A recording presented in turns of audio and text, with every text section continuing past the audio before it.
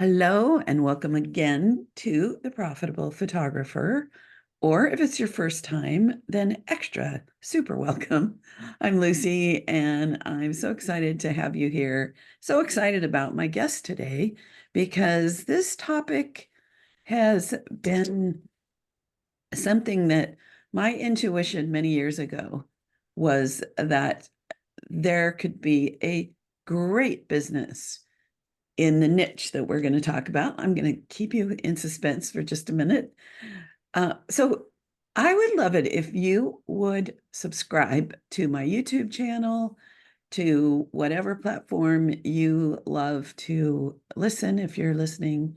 So that's a favor you can do for me. I need to know that people are out there listening so I can keep doing this and keep getting great guests like my guest, Adam Goldberg. Welcome, Adam. Well, thank you for having me, Lucy. I really appreciate it. Thank you Thank so you. much. I appreciate being here. So let me tell you a little about Adam. You're in Florida. What city? I live in Tampa, Florida. Tampa. I was there for something. Oh, a podcast conference several years Oh, ago. wow. So yeah.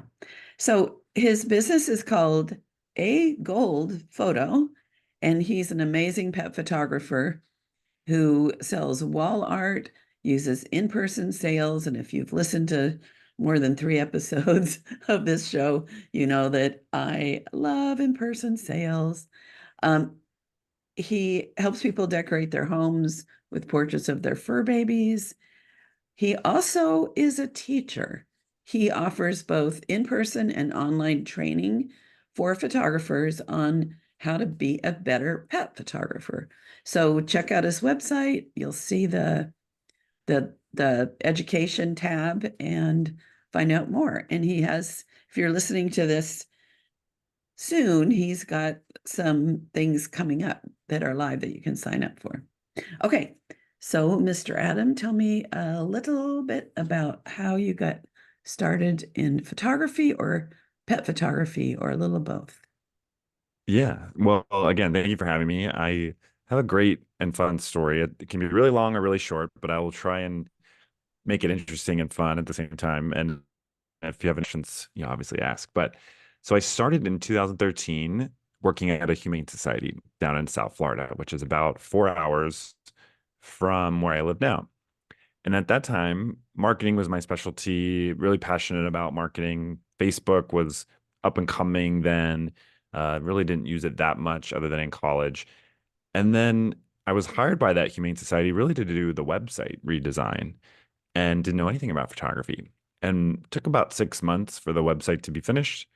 And they said, okay, wow, the website looks great, but the shelter photos that we've been doing doesn't match the good quality of the website design. Can you teach yourself pet photography?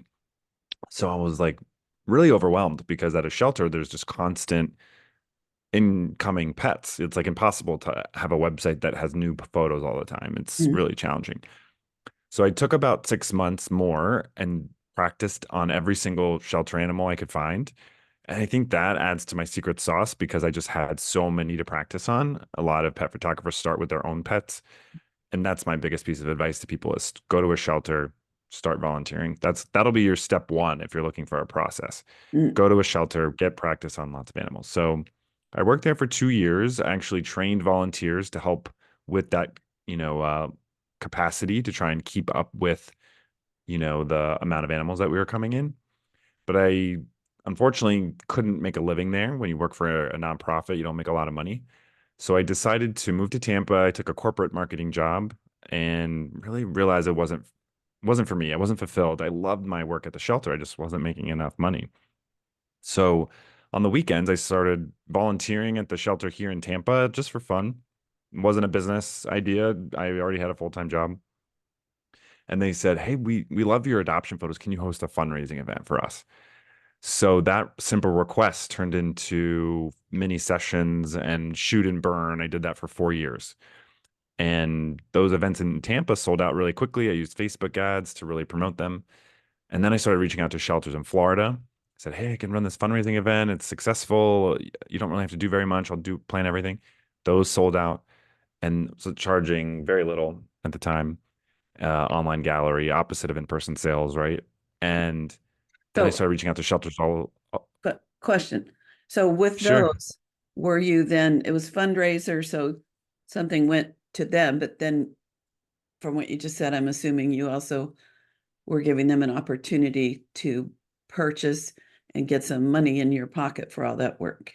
Is that Yeah, so we charged 150, I think, by the end of it, gave 50 to the shelter, and then they could buy prints through like our online gallery, Mhm. if they wanted to. Okay? So Yeah. you answered one of my questions, but I think there's a part B. Um, so the question was, can you make income within the world of shelter photography, shelter pets and photographing? And you just answered that with yes. I've found in San Diego when people have tried to market, um, thinking, oh, I'll photograph pets and then I'll or I'll help out at a shelter, I'll photograph and then offer a free session for people that uh, adopt a pet, that that wasn't super lucrative. Would you say, like, what are your thoughts on that? Yeah, that's funny you mentioned that because I had a workshop this weekend and someone who's up and coming, and they thought the same thing, like, well, maybe I'll offer photos to people who just adopt their pets and maybe try and sell them on the back end. And in my experience is that that doesn't work. Just from learning that, I would put flyers in the adoption packets. Nobody ever called, but they don't haven't built this relationship with their pet yet. They need 6 months Mm, plus to like get to know them to even think about wanting to spend money on a photo shoot for them because they don't even know if they're going to keep it. In the back of their mind, they're like, that dog is or cat is trying to prove themselves, and maybe they're like, I don't know, maybe I might have to bring it back. Who knows? yeah. So I'm So thinking it's like if you thought if there was a dating service and thought, oh, when a couple starts in a committed or dating relationship, I'll offer uh couples photography, but they don't know if they're in love yet. Would you say that's a exactly, that's a good good analogy. correlation? Yeah, Yeah, for sure. It's like, oh, you had your first date. Let's do an engagement session for you. It's right, like right, right. that wouldn't work very well. It's the same Yes. idea. Good analogy. So so then what I heard is that you turned the the ad, not adoption, the shelter situation into something somewhat lucrative in a different way by doing these was it specific events or was it Yes. purchase this and then come to my studio? Was it No, like so we didn't have a mini sessions studio. or Yeah, it was essentially mini sessions we would set up at a brewery. We actually did quite a few in San Diego, believe it or not, for the San Diego Humane Society. I Mhm. have family that lives there, so we would go there a few times a year. They would always sell out as well. And then these were for people who just own their animals, like not necessarily adopted animals always. Right. It was just a fundraiser for the shelter. So we did that from 2016 to 2020. Wow. And we raised about $250,000 Nice. for 50 different animal shelters Wow. and charities. So And that's then a lot of work. it was a lot of work. Was Um, it worth it I financially? yes, and my wife and I were doing it. We loved it. We didn't have any children yet. We have a 2-year-old now. Mm, And we loved traveling. But in our busiest month, and I tell this story a lot, it was November of 2019, holiday time, 300 clients in that month, and we got $100 a client, right? So that's $30,000. That's great for a month, but then you got to edit 300 clients worth of photos, and you have to right. interact with 300 clients, and it was a big eye-opening. We were editing; my fingers were I'm exaggerating, but practically bleeding from all the editing we Hmm. were doing, and deadlines for the holiday and stuff. It was a nightmare. So we didn't have any time to spend all the money we were making, Mm. truly. So It, then, sorry. yeah, go ahead. Oh, it reminds me of when Groupon hit and photographers were offering, and I think the big Groupon happened maybe right around the big money recession 2009, and Mm, photographers were offering really inexpensive sessions, and they would book like 100 people, and then they would have to close their business because it ruined them because of all that work, and they weren't set up for that. So interesting um, to hear that. I guess maybe you'd say it's a cautionary tale. How, yeah, and what would you if it caution? wasn't for COVID, we'd probably still be doing it. Oh, Believe it or not. oh. Yeah. Well, So how twist, did right? Dun, dun, dun. so what did you switch to because of COVID? How did that? Yeah, because so we were in on a road trip in March, early March. We were in San Francisco, set to do events up the West Coast. We were just came from San Diego, um, and Tom Hanks got COVID. They were canceling basketball games, and we were in a hotel. No, we were in Airbnb at the time, and we canceled it all. We were booked through October of that year, which when I teach people this now, I'm like, if you're booked through October and it's March, it means you're not charging enough or you're something doesn't add up, right? Right. Um, so we refunded $100,000 because we were had all that collected that all that money in Hmm. advance. Luckily, again, I teach that put that money if you are getting booked that far in advance, put that money in a separate account and don't spend it until you do the work, for obvious reasons. So then we found I found a model by doing in-person sales. Someone recommended me someone who was kind of teaching it also. And I was like, there's no way I can charge people that much money, um, especially during COVID. But I was like, Mary, we have to figure something out. Otherwise, we're gonna lose money. We're gonna lose our house, kind of. It wasn't that dire, but if we let it go that far, we could have. Hmm. So then that's what led me to in-person sales. And we've been doing it that way for 4 years now. So, woohoo! I'm a big fan of in-person sales, and yeah. So after I don't like the term pick Adam's brain, but after I wander around in there a little more, seeing what I can discover about how to photograph pets, I'm going to play a little game with him about in-person sales. So stay tuned for that. Um, it- yeah, and my mind is going so many different ways.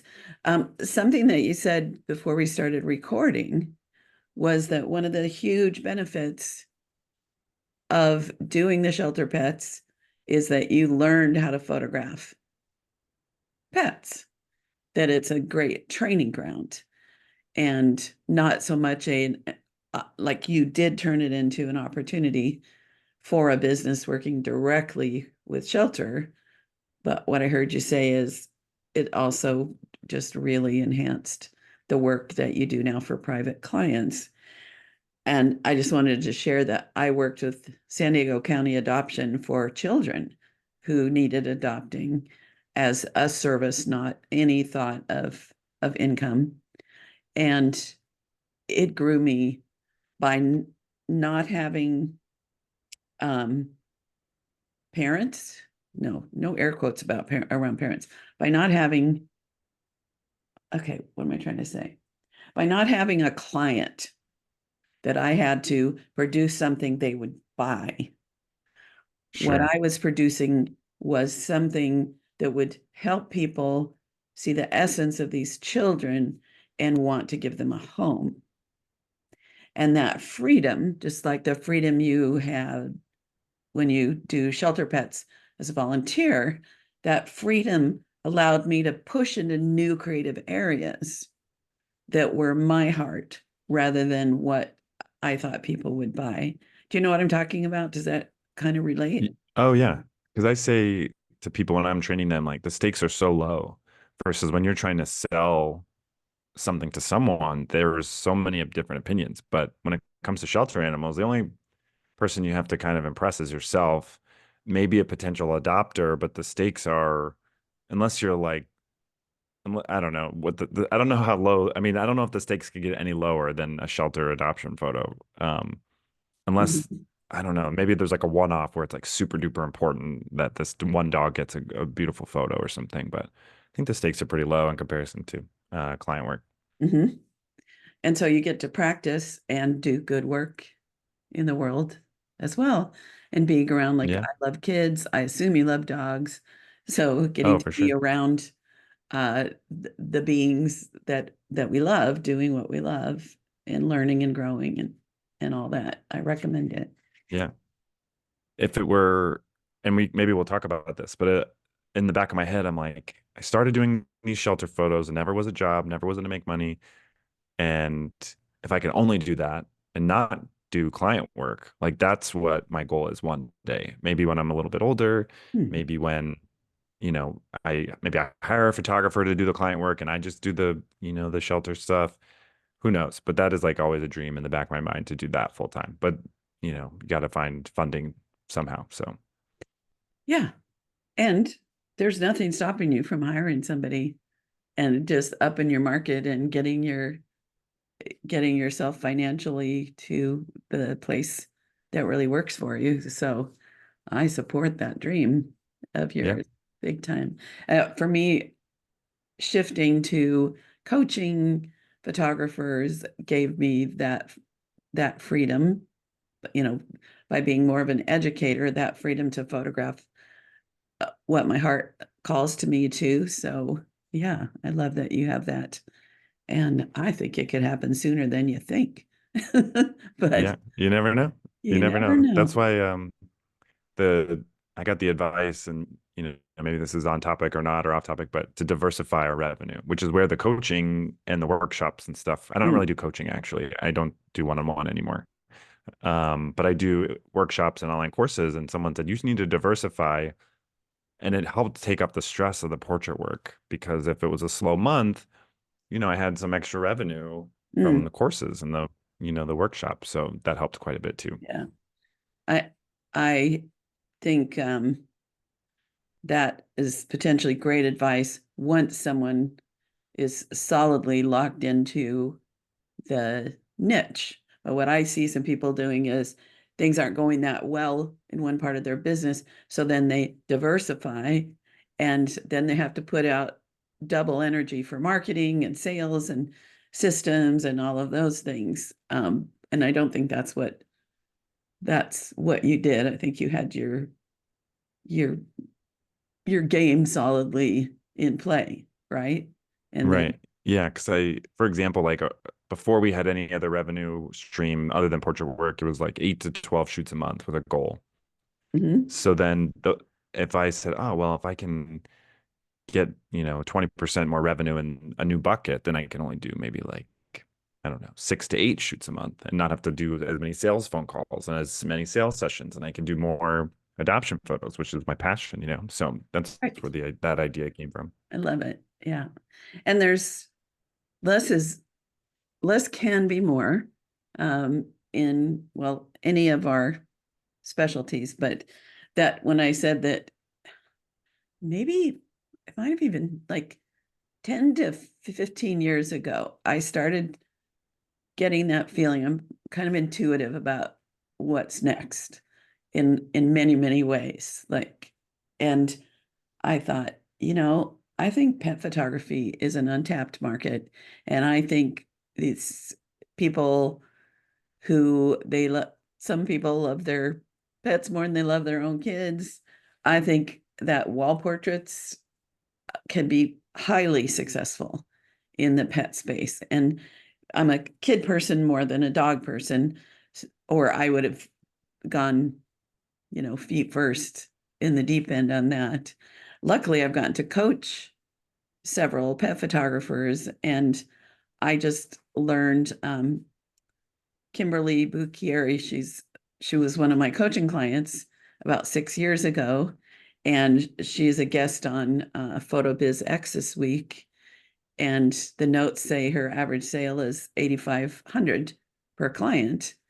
And Wow. I looked back on our wish list of where do you want to be a year from now, 3 years, 5 years, And that was where she wanted to be, she and her husband, Bud.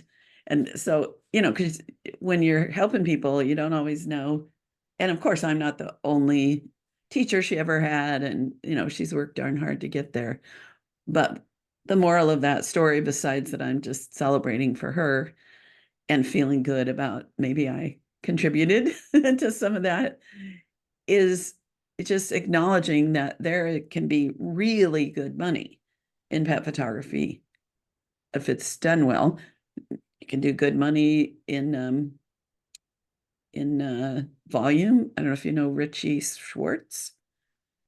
No. You might check him out and some of his what he does. He doesn't photograph, but he does volume pet photography at pet stores around the country. And then there's the high end like Kimberly and Bud. So the sky's the limit is the moral of the story that I'm telling here, is that you don't have to think small, or you don't have to think volume, or you don't have to think I only want 5 clients a month. You can pretty much, I don't know if you'd agree, you can pretty much write your ticket. Yeah. Well, I think it depends on who I'm talking to. And sometimes I see photographers see like dollar signs when it comes to pets. And for me, it was never about that. So I can only speak to my experience. I was always out of a passion for pets and I just love photographing them. And, if you follow something you love to do, the money will come, I think. But if you're listening to this and you think, oh, I'm a wedding photographer and I'm sick of it, and Lucy says there's a lot of money, or Adam says there's a lot of money in pets, maybe I'll do that. But if that's the reason, in my opinion, it's not the best reason. Right. I think you have to really want to like go do shelter photos for 6 months to a year without the desire to make a dollar. And if you still love it, then, consider trying to make a go at it and switch to pet photography only. Because I've seen people like add it and like create a separate brand for that pet photography. And Mhm. it's like, okay, why did you create a separate brand? Who Right. told you to do that? And why are you doing that? And why isn't, it's just, it gets a little convoluted. And to me, if you're creating a separate brand, you're not dedicating enough time to it. And you're just, again, my opinion, you might have whoever, you, Lucy, or whoever might have a different opinion, but I think they're doing it for the wrong reasons and they're not going to stick with it full time, long term. They're Right. just trying to So get some of that money. I totally agree with you. And that's why I said if I was passionate about animals, then I could see that as a great opportunity. But I would never, because, I don't like, I love petting all the dogs that walk by my house, and they're owners. I live on a corner, and it's a cute little community, um, nice sidewalks, and there are dogs that like stop at my house, the owners say, and hope I'm there to pet them. But I love kids, so I built my business around the opportunity for photographing children in a high-end way. And so I agree with you that I would never do that simply for the money. But I want people to know the money is there if that's something that you're called to do. Does that make sense? I think so. Yeah, I think you have to. Pets are. I'm trying to think of how to say this. Maybe not most people are self-aware enough to know that they like pets, but they may not like photographing them, right? Mhm. Most everyone likes dogs, I would say. Most everyone. Maybe that's too big of a, I don't know. The majority of people, if you polled 10 people, I'd say, who knows, 8 would like dogs, right? But would they But are you love gonna like dogs? photographing? Yeah. Right, But are they gonna like photographing them and deal with the owner? It's pretty nuanced. But I think if you like dogs, that doesn't mean you're gonna like photographing them, in right. my experience too. Yeah, so make sure you get experience before you go all in, thinking you're Yeah. opening a pet photography Right. business and then discovering, oh, wait, yeah, this isn't any fun. This, Right. you Yeah. know, I, I would never, I Exactly. love cats, but I could never imagine creating a whole business photographing cats. But I've seen some amazing cat portraits by people that just know how to do that. So, um, So I wanted to dive in. We talked about this before we started, to some tips about photographing dogs. So I know your tip number one is go do it, volunteer and go do it. Yeah. But while we're doing it, can you give me some bullet points on how to have a successful session? Yeah. So going out and doing it, I think is one. I think, that consistency. I think if you do it once a month or once a month, you're definitely not going to make enough progress. I think you have to do it every day. If you could do it once a week, that's great, but you need to practice on more than your own dogs. So post in your neighborhood Facebook group, get your neighbors involved, get your friends and family involved, practice on them, get your make sure you know your camera. Because if you're just, maybe everyone listening knows their camera, but if you're with your camera, you're gonna miss the shot, right? Mm-hmm. Um, and the more modern day cameras have animal eye focus, which when I first started, that was not a Ooh. thing. Probably you too, Lucy, you probably didn't have that when you were Mm-hmm. photographing more readily. So that's really helpful. And then patience is really important. If you get frustrated, the pet is going to feel that. Um, if you're photographing an owned animal and their owner is a little nervous, the dog is likely to be nervous.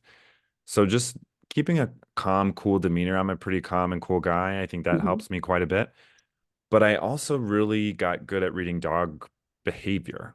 So I can really understand how they're feeling. I'm not like a medium or anything by any means that I'm not claiming to be, but I think I could just read them in a sense like, okay, this dog needs this type of reaction from me Mm-hmm. based on how they're coming in from maybe their kennel or from the car if they're coming to our studio. Um, Being clear with your assistant, I think, is really important because if you have an assistant, let's say from the shelter, or you don't have an assistant yourself and you're relying on the owner, you have to give clear direction. They need to know what you need from them. Otherwise, it's going to be really chaotic. Because a lot of people, without any sort of instruction, this is going to be really nuanced, but an assistant that doesn't get any communication, they're going to be making noises too. It always happens. Mm-hmm. But as a photographer, you need to be the one to get their attention at the lens. So you need to Right. tell everyone else in a nice way to say, hey, you don't need to make any noises. Don't worry about that. I appreciate you wanting to help, but this, I'm trying to get their attention at me. And they're like, oh yeah, sorry. I didn't even realize I was doing that. A lot of people make horse clicking sounds, believe it or not. Uh-huh. Um, just by accident. They don't even realize they're doing it. So I think being in control, I came up with a list of C's: being in control, being calm, being confident, and um, I guess Creative. those are the three C's. Yeah. Then go. Creative. Yeah, I don't know about creative to get started. I think once you master lighting and you can get creative once you get a little more comfortable. But I think being calm, being consistent, and communication is really important if people are helping you. So, okay, number one, get some experience, photograph a lot. Number two, know your camera. And when you're getting a lot of experience, you're going to learn your camera more, right? And maybe mess up when it isn't a paying client. Number three, bring a lot of patience. Four, learn how to read the dog's behavior and kind of figure out what it is they need to get what it is you're trying to get. Number five was being really clear with your assistant, with the uh, fur baby parents.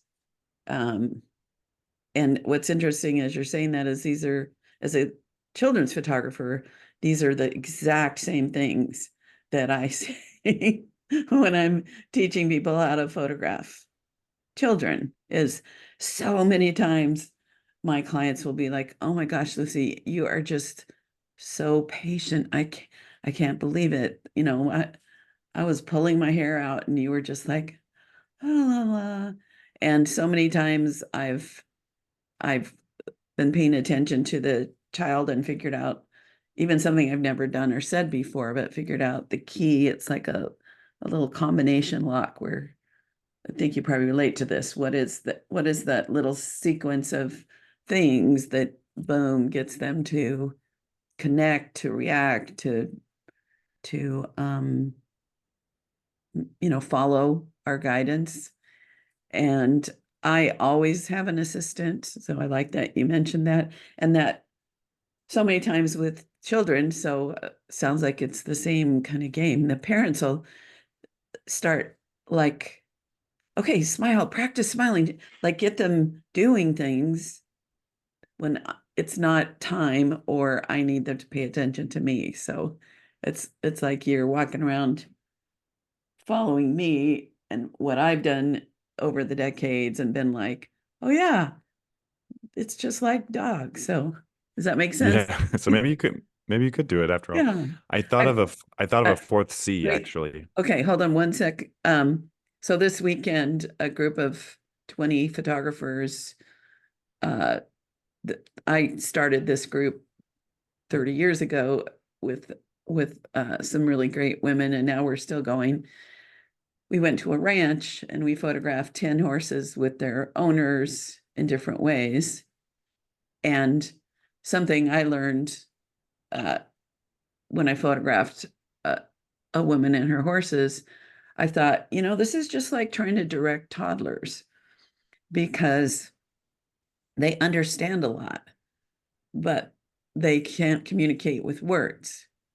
And then she said, yeah, but these toddlers can kill you because they're big, but same, that dogs, I don't know, tell me if this is right because you've got so much experience. That dogs can understand so much about what's going on, what we want, what we're needing, but we have to be able to read their communication and respond Yeah, I think like a being toddler. able to read, being able to respond and read their communication, I don't know. I don't think they can understand as much as maybe a horse can. I could be wrong. I know horses are really intelligent, but I think the bigger lesson would be to understand them Mm-hmm. versus them trying to understand you. I don't know if it's 50-50. I think it's probably 70% of the photographer trying to figure out what it is the dog needs versus, and then the dog is trying to figure out like what's happening, who am I listening to? Because if you have three people making noises, they need to, it's not going to work, obviously. So Mm-hmm. similar. And then I laugh because I have a toddler, and where he knows so much and can't communicate as much as he wants. So Mm-hmm. it's I laugh at that. Yeah, yeah.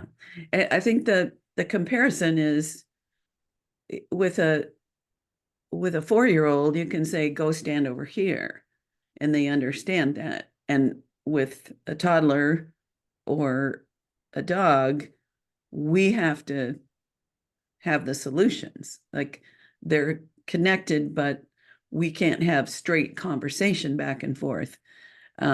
Like with a toddler, I put them where I want them, and then I distract them so that they don't realize they're doing what I want. And I have to shoot really fast, and then they run away, and then you have to bring them back. Is that similar? That Pretty much, yeah. Yeah. Um, Pretty much, yeah. Okay. So what was your fourth? You said you had a fourth. Yeah, so it was communication, calm, um, oh man, I forgot what they were now, but the fourth one was cheese. Cheese is really important. It Actual was cheese communication. Yeah, yeah. It works really well that you to keep them eat. motivated. It's like a high value treat. Ah, And they like it a lot. ah, not saying the word cheese, which is No, not saying the the word worst cheese, like possible. actual. Yeah, Yeah, that's funny. No, no, actual like we use actual string cheese, like cheese. mozzarella string cheese. Yeah. Ah, oh, that's handy because they're nicely wrapped and you can break off little parts. You don't just have a big hunk of cheddar Exactly. or something. Okay, any other hot tips on that, or have we I kind of think Yeah, I think those are like big picture tips I would give is and then the cheese obviously is more tactful, but I love it. those are it. Cheese. Okay, so here's the game I want to play. because came to you came to the you came to the light of in-person sales. And I want to pretend like I have been doing shoot and share, and I'm afraid and I'm doubtful, and I don't think people want in-person sales. I don't think my clients are going to like it. Everybody is doing shoot and share, so I can't compete. Those are all the reasons I've heard. So I'd like you to Okay. coach me. I'm one of your students, and you're doing a little module on making sales, and I'm throwing out all those objections. So I'm afraid, Adam, it won't work in my area. Yeah, Lucy, I was in your shoes. I did shoot and share. I call it shoot and burn because you burn through clients, but you also burn out. That's a common thing that people like to say. Hmm. So, how many clients, Lucy, how many clients are you taking on a month at your shoot and share? Um, I don't know. I just book as many as I can, but maybe 25 at $300 a piece would be a Okay, so dream. let's do the math. So you're doing 25 clients a month, $300 a piece, that's 7,500. Okay, are Yeah, you that's happy? great. Are you happy? You're happy Oh with that? yeah, that'd be almost $100,000 a year. Wow. And how much time per client are you spending? So you have 25 clients. Are you talking to them in advance? Are you just doing the shoot? Are they signing up online? Like, how are you getting those They're 25 setting it up clients? online. I have emails that go out that are systematic. They show up. I spend a little time with them. I do the portrait, and then I Okay. post a gallery, or I send them the files. So if you had to guess, and maybe you don't know this number, but how long are you spending with each client between editing, the shoot itself? I guess those are the two things you're doing. Is there anything else you're doing with the client other than editing and the actual shoot? Well, uh, posting. So maybe 6 hours, 7 hours. Okay. I So, overshoot, so it could be 10 hours of editing, including all the editing. okay. 10, okay. So 10 hours of editing per client, right? And then, And everything. We'll or, just call it 10 hours. okay. So you have 10 hours a client, you have 25 clients. So that's 25 times 10. That's 250 hours. 7,500 divided by 25. It's 300 for $300 an hour. That's not too bad, is it? And if I'm No. doing the math correctly, unless I messed up that math. Math is not my strong suit. Yeah. Yeah. So let's see. Let's try one more time. 25 clients, right? Times 10. Bear Uh-huh. with me. Again, photography is my strong suit, math is not. So So that's let's just jump 250. to it's a ton of work for very little dollar per hour. Yeah. So what I was getting to, thank you for your help, is a ton of work for very little per hour. So your average for the month is $7,500. It takes me two clients to maybe make that average. So would you rather spend two clients or 25 clients to make the same amount of money? Well, of course, two clients, but it doesn't work in my area. Nobody wants it. I'm trying to think of all Well, how the do you know? oh, How do you know nobody wants it? Have you question. tried it? I've I've asked my clients. I've said, would you rather I sell you digital files or uh, sit down with you and show you the work and sell you prints? And they all said, I'd Yeah. rather get the files.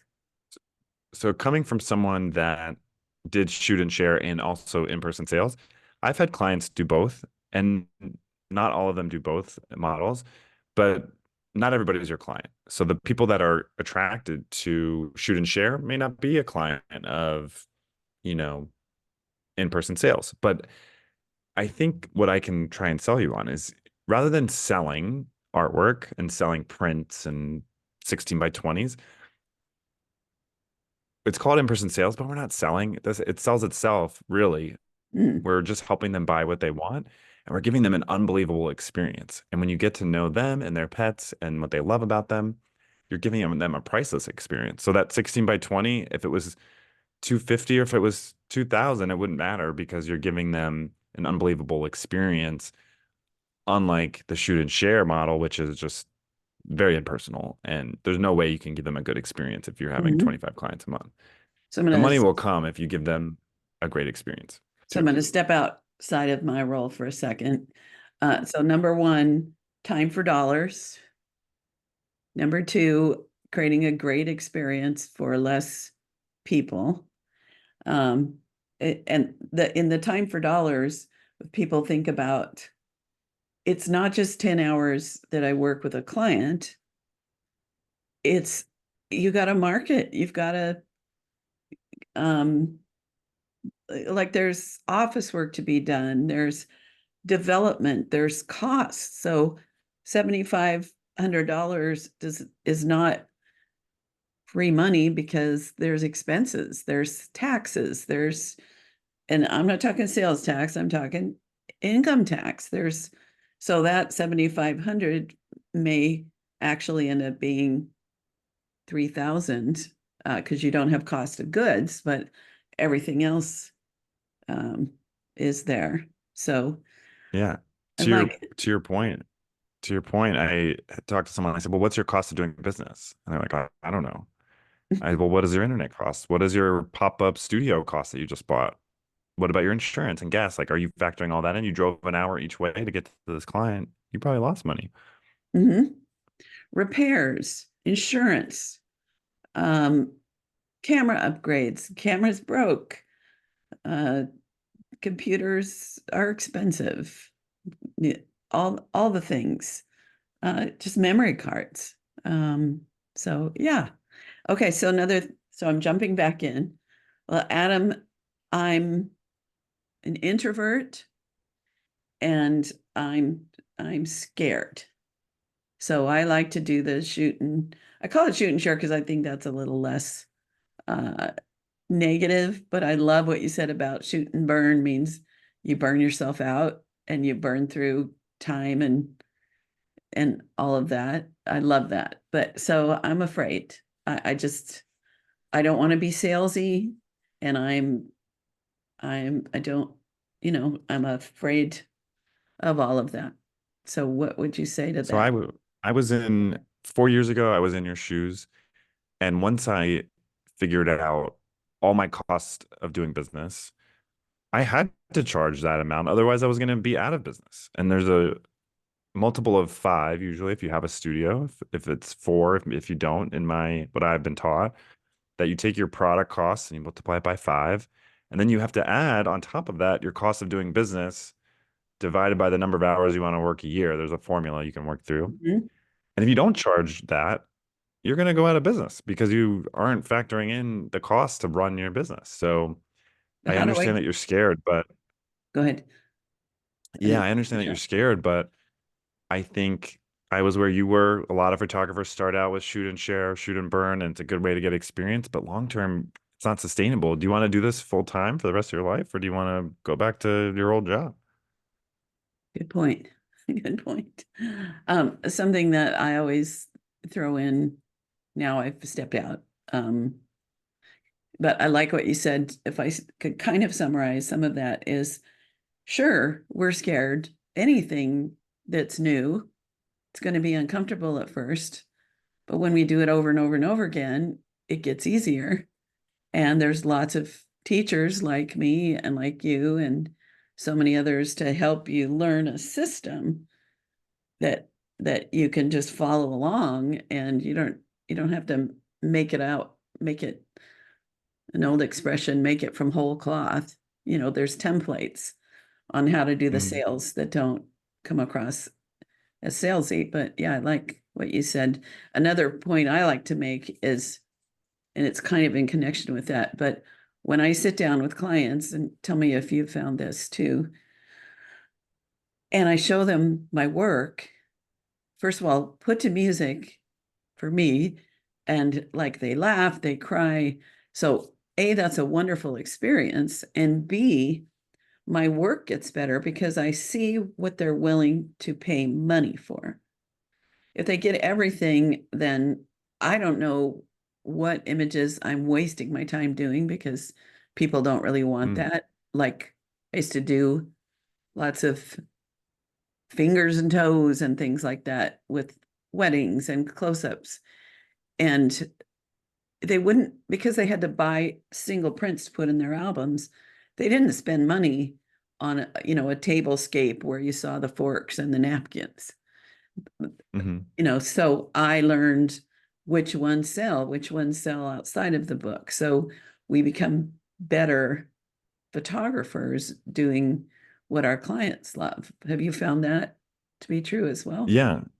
Yeah. Well, I have so many things I could say on that. One story comes to mind is when I was doing shoot and share, and one of the photographers I was teaching over the weekend really relied on treat catching photos. Have you seen photos of dogs catching treats in the air? Uh-huh. And I got really good at that, and people locally knew me for that, and people wanted that. I still get asked for it occasionally from people that knew us from a while ago. And this photographer is also doing that now, and it gets attention online. And you think because it's kind of wild looking, right? Mm-hmm. But nobody buys those for their wall. Yeah, they Mm-hmm. buy the digital of it for their phone or their computer, but it's too vicious. I don't know. That doesn't look like Yeah. fluffy to me. It's the same idea, right? Yeah. So Yeah. I hardly ever do treat catching anymore, um, for that reason. And then um, same thing with like paws and tails and stuff like that. Um, when you do in-person sales, at least the way we do it, we are learning about their pets in a way that is meaningful to them. So if it's, someone comes home every day and Fluffy is waiting for them at the door, and this person races home to see Fluffy, waiting for her to get home, and the way she looks at her, it just means the world to her. And when we're able to capture that, oh, that particular thing we're capturing, that emotion, that loyalty that we just asked her about, that's what we're capturing. We're capturing loyalty. We're not capturing, that's what they're paying for, rather, is the loyalty that we're capturing. They're not paying Mhm. for a canvas. I love So that. when you can give them that stellar experience, they're going to pay what you charge because it's priceless to them because they can't do that themselves. Love it. I love it. Um, So I have when I'm doing my in-person sales with my system, we narrow down to the favorites and then I categorize them for potential wall, potential tabletop or gifts, potential book. So each one that they like lands in the highest potential. And then I do a second slideshow of the wall group. And this is the money phrase that I came up with. I don't know when or how. So I'm going to run through this group twice. I want you to notice which ones pull at your heartstrings or something similar. And if you order those as wall art in your home, that's what you're going to feel every day over and over for the rest of your life. So I'm future pacing them that that feeling that you're talking about, that I'm planting the seed that they're going to get this feeling again and again and again and again, because that's what it's, to me, that's what the whole point of what we're doing is creating something that gives them a wonderful feeling. And that's the other like strong reason for me about in-person sales versus of prints is digital files melt away like snow. And they're fun, they're wonderful, we look at them, but then they don't all get printed, they don't get done right. Photographers, I don't know about you, but I have all these images. I think I really should go print that, right? Do you have thoughts on that? you mean images or photos that About I've the difference taken? between having digital files, like if I'm back to being the person that is afraid or wants to not have to do in-person sales, thoughts about the value of prints versus digital files. Well, I think the one thing that people that I've learned along the way is that, and this goes back to me talking to you as a shoot and share person for a second. Yeah. Um, you said you've asked your clients, previous clients, right? Maybe not, they're not all your client today if you wanted to do in-person sales, but good clients are made and not found, is Mm. what I was taught. So, yeah, you kind of, believe, I used to research every lead that came in, which is like you should never do that. I learned the hard way because you're like, ooh, Sally Smith is a lawyer. I'm Uh-huh. probably gonna book this one in. Ooh, look at the diamond on her No, hand. I used to see that when I did yeah, marketing expos. yeah. So I stopped doing that, and that saved me. A, it saved me a lot of time, but B, it took away that preconceived notion of whatever that preconceived notion was.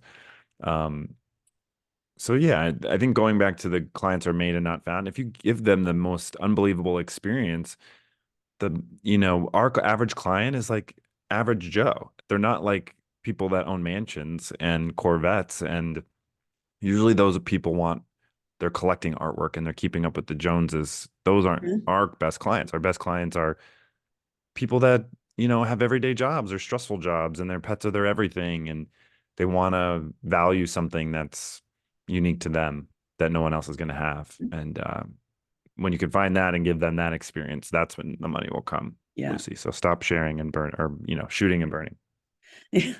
All right, you've convinced me. I just had a thought on that. I've never thought of this before, but the average Joe, like my mother, had fear of decorating and fear of nail holes.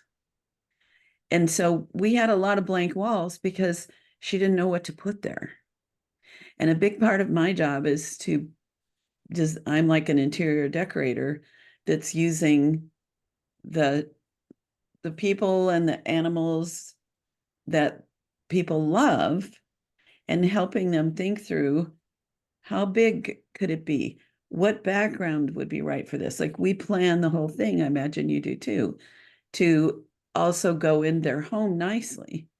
And so um, we're saving people from art from IKEA. And you know what I mean? You may not relate to that, or you may, I don't want to Oh, I assume, do. but Yeah. as a woman, it's like we're supposed to decorate our homes, but what do I love? What can I live with? Does it go?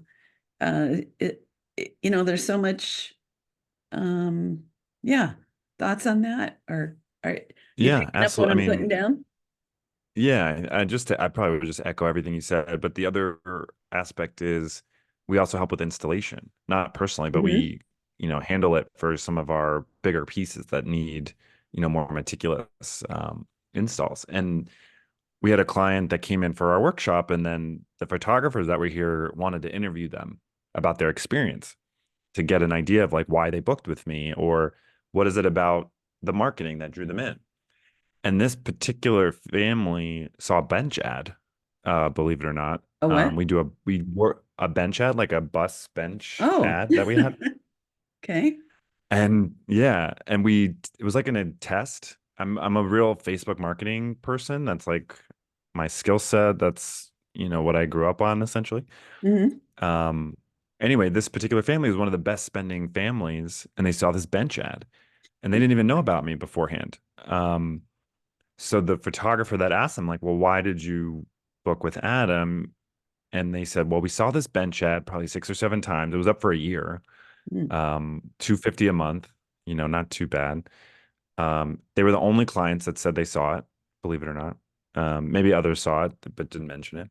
But Mm-hmm. they bought our most expensive collection in metal, and they bought like what we call a portrait box. So they spent about like $6,000, Mm-hmm. which is like one of our, bigger sales, but they didn't see a Facebook ad. And we gave them the best white glove experience that they could possibly get from start to finish. And they're just beautiful people, and I'm friends with them to this day. Not because we just jived really well. I think by doing in-person sales, you can also pick your clients, so to speak. Mm-hmm. When you're doing shoot and burn or shoot and share, anyone can sign up, and then you're likely getting, not always the case, but you may not be getting your ideal client from like a personality standpoint. Right. So by doing in-person sales, we not everybody books in. We probably book in 20-30% of who we talk to, right? Mhm. So and that's just we know that going in, it's just Yeah. part of the deal. Oh, and something. you saying that reminded me of one of those weird truths that, let me know if you've had this experience.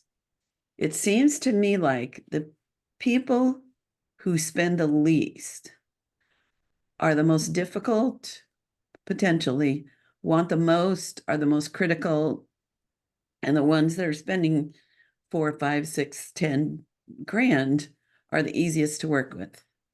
Have you kind of noticed that? Do you have Um, a theory on that? let me think about what you said because I'm thinking of a few anecdotes that I can offer. I think sometimes you get difficult clients. It is what it is. And difficult, it means different things to different people.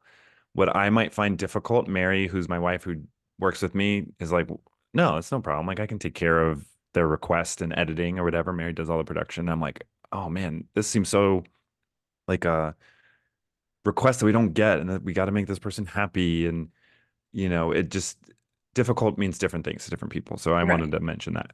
right. Um, but to your point, it's like, let's talk about Vanity for a second, and it'll make sense, I think. Vanity being Tampa just happens to be quote unquote the most vain city in America, I think, based on the per capita of plastic surgery places and Botox places and No stuff kidding. like that. So what I've always find interesting is what people say about themselves because they wouldn't be doing a photo shoot if it wasn't for their pets usually. Mm-hmm. And they're like, can you retouch this? Can you take 10 pounds off? Can you do this, that, and the other? And those are traditionally the people that are just model types, I magazine know. cover types. And I I don't, know. if anyone's listening to this, that's a client of ours, this Not audience about for this you. is photographers, and it's not about you. And I hope I'm not offending anybody, but I think that's with anything. Like, and the people that are like traditionally maybe not on the cover of a magazine, like they don't say anything about their appearance, and they're just here for their pets. So I think everybody, and then I know I'm not kind of addressing the spend and who's difficult and who's not based on how much they spend. I don't know if I could say that necessarily. I'd have to really think through. We've probably had 300 clients in our in-person sales journey at this Mhm. point. There's probably a handful that I would agree, but I try not to think about it.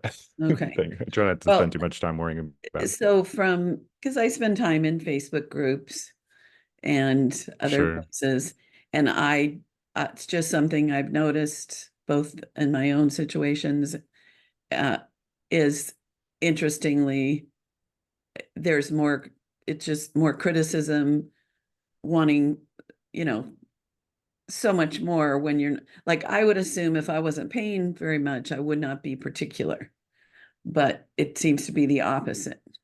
And my theory Yeah. is about respect.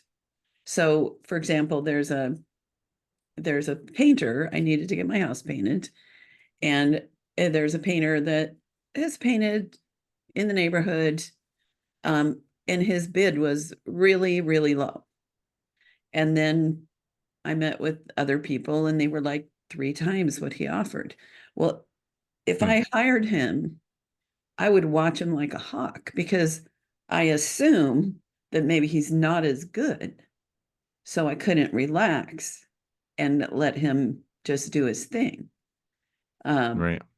and so my perceived quality of a $300 or a $3,000 photographer has me thinking, even if I was hiring both of them, I would assume and be more hands off with the one that was a bigger investment because, you know, uh, that's I've been trying to figure out the logic of that. I also just realized if you're doing 20 sessions a month, the law of averages, you're going to get more complainers because you're you're dealing with more people. So my whole Right. theory might be baloney. So Yeah. take it or leave Well, it, we whatever were, you think. yeah. I mean, this is a whole nother probably episode to go off of, but I think when we were charging $150, we would get people that were just nasty sometimes. Right. High expectations. And it would drive me crazy because I was like, I'm a nice person. I'm just trying to do a good thing here. And you're like upset that your dog's fur was too long on the day of the photo shoot, which I have nothing to do with. It's not Mm-hmm. my fault you didn't get it groomed on time, you know? And it's just they were having a bad day and they took it out on me probably. Mm-hmm. And oh my gosh, if I got a bad review, we had so many potential clients. Maybe I wasn't on for that particular client, and it was the end of an event, and I was tired. Got a bad review because of it. And it drove me crazy. Like oh my Mm. gosh, those bad reviews. We don't get bad reviews now. I haven't gotten one ever in this studio, knock on wood, but because we try really hard to give the best experience possible.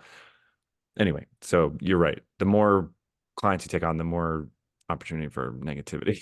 Right, right.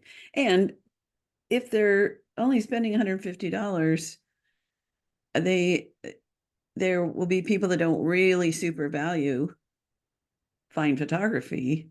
They're just like, yeah, let's do it. So, whereas if someone's investing thousands, this is important to them. Right. So, yeah, the random selection. Um, what a great conversation. Thank you. And man, Adam, you've got the best voice, doesn't he? I can hear everybody going, oh, yeah, great voice.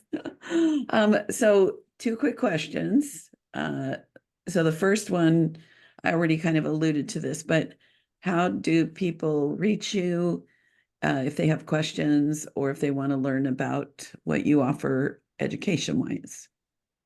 Yeah. So if you want to learn more about pet photography or how to do adoption photos specifically, or you're looking for more even advanced lighting when it comes to pet photography, we have online courses that you can watch. They've been recorded already. They're available. You can get all the content right away.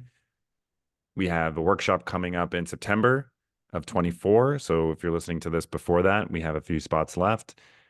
Our Instagram is a wealth of content. There's a lot of behind the scenes videos there, not necessarily educational, but just behind the scenes of a photo shoot. You can, glean a lot of information that way. So our website, agoldphoto.com, and our Instagram, which is agoldphoto. I love it. Okay, my last question is there either something that after we stop recording and you go have another cup of coffee, you think, oh, I wish I had mentioned that? Or is there a parting thought that you'd like to leave with our listeners? So well, two things. One, there was something I was going to say, but we may have ran out of time. But from a in-person sales standpoint, if I had to give myself advice, what I know now versus before I dived into in-person sales, because if it wasn't for COVID, again, we probably wouldn't have switched to it. You know, the good clients are made and not found, I think is really important. Mm-hmm. And I wanted to tell a quick story if there's time on Sure, two sales phone calls that we had. sure. Two clients, same offer. They came in through the same ad. I did a whole discovery call with them, learned about their pets. Their reaction to the price at the end of the phone call was dollars, $2,500. And I'm a sarcastic person in general, but if I was like a friend of mine, I would have said no, shekels. I Yeah. didn't know how to respond to that. Uh-huh. But I said that is correct. And they paused. She basically like pooped her pants, I think, is what happened. And understandably so, right? It just something to them, it wasn't what they thought was Mm-hmm. the price was going to be. And then my response to the price, which is the same to everyone when they shit their pants, is, well, I can understand that that's a lot. And based on the space that we talked about, which is your foyer, and there's, a lot of space there, that's the price point I would put you in. Is there a separate space that may be a little bit smaller? And she wasn't receptive to that, understandably. She said, but your work is amazing. This is no knock on you. We're two teachers. We just can't afford that. And I said, I completely understand. Now you know what we do and what we offer and what the costs are. So in the future, if it's something you want to do, you have a good idea. I had no idea how to say something like that 4 years ago leading Mm. into this. So like scared Lucy, when you get a objection, just got to know what to say and it just takes practice. So then my wife Mary had a call with someone. She quoted the same price, 2,500, and the woman said, "Okay, no problem." And we booked her in today. So it just is interesting that expensive, you hear like, oh, I didn't realize it was so expensive. Right. Expensive is relative to who you're talking to. And there's three responses to a price usually. It's, oh, wow, I can't afford that. Or, ooh, it's expensive, but it is something I really want to do. I'm going to do it. It's worth it. I've been wanting to do this for a long time. My pets aren't getting any younger. Let's do it. Or dollars, you know? Right. Um, so just learning how to handle all that, I think that's what scares people from in-person sales is the rejection and you don't book everybody in. So I had to learn that myself. And once I did, it's like, I have to charge this in order to stay in business. Hmm. You don't want to defend your price to the woman that said dollars. I'm not going to be like, I have, sorry, I probably got too loud there. I have to charge this in order to stay in business. Right. And if you get to a point that you're defending your pricing, it's not where, it's not where you want to be. So Right. those are my final thoughts there. Like it. I like it. And yeah, we could unpack so much more of that, but I gotta pause for one sec to cough. Okay, I'm back from coughing. That was so everybody, I want you to stay tuned for my wrap up, but let's give Adam a big standing ovation. Yay! For such Thank a you. great conversation. And I'm really thrilled that you're having the kind of success you're having. This is such a potentially rewarding, lucrative, wonderful profession. And, I love that you're not only doing it and I don't know, suddenly I can't speak. I love that you're having the kind of success and that you're helping people follow your lead. That's my passion too, is having a healthy and profitable photography community all around the world. So this is shared in 99 countries. So you're going to have global impact, even, just a little bit more drop in the bucket to help people. I don't think what I just said made any sense at all, but I'm not going to edit it out. It's just awesome. Thank you. So, Yeah. Well, thank you. I'm happy to share some wisdom. And I think, what do they say? Rising tides raise all ships. So the more people we can mhm, get to doing and offering beautiful and wonderful experiences, the better our clients will benefit from that too, because then they're not going to have to wonder, oh, should I go with the $150 photographer or the, $1,500 or $3,000 photographer too? right, exactly. All righty. Well, thanks a million. And stay tuned, everyone, for my wrap up. Thanks for having me. Oh, wow. I really enjoyed that conversation with Adam, and I have a feeling you did too. Hope you listened to the end, so you got his good advice at the very end. So let's see if I can summarize. First of all, he suggested in pet photography, do in-person sales, and we talked about the reasons. um, like one, you have potential burnout. Two, you okay, not anyway, I've already why am I stalling here? Okay, I'm gonna stop this. If you're watching this on YouTube, we're just calling this take two. So take two of my wrap up. I loved having this conversation about pet photography, and his hot tips. Number one was get experience, photograph neighbors, go to shelters. There's lots and lots of animal rescue uh, people that do it in their own small world. So volunteer so that you can get really good at it. Number two, um, learn your camera. Be able to practically photograph in the dark, knowing where all your controls are. Number three, the importance of patience when photographing pets was his first suggestion. That's actual, like when you're in the camera room. Pets feel that your patience, owners feel it. If you're nervous, they'll all respond in a way that makes things more difficult. Number 4 was learning to read dog behavior. And I've always said I'm the child whisperer, the baby whisperer. And so becoming experienced enough and sensitive enough that you can problem solve and get what you need from a dog based on what you're reading with them. 5, being really clear with the people around that you're in charge. You need the pets and their people to pay attention to you, and the kind of help you need. If you have an assistant, you want to be clear with them what it is you need. Or if parents are helping, you need to be communicating and orchestrating the event. He said a bunch of C's. You need to be in control, calm, confident, consistent, and communicate well. And number 6 was cheese.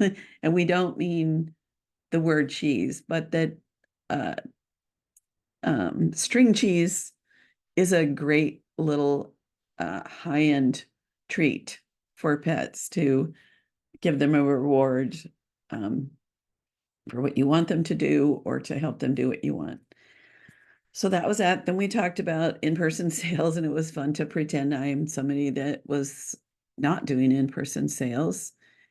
And he talked about that one of the negatives with that is that we're going to burn it out. We burn through clients. Our dollar for time is very small if you really figure it all out. And I think that is enough in the wrap up. Thank you so much. Thank you for subscribing on YouTube, on Apple, iPod or Apple Pod, whatever it's called, Spotify, all the places. I appreciate it. It helps me. It helps the show continue. And I think you probably want that. I'm hoping. Anyway, bye.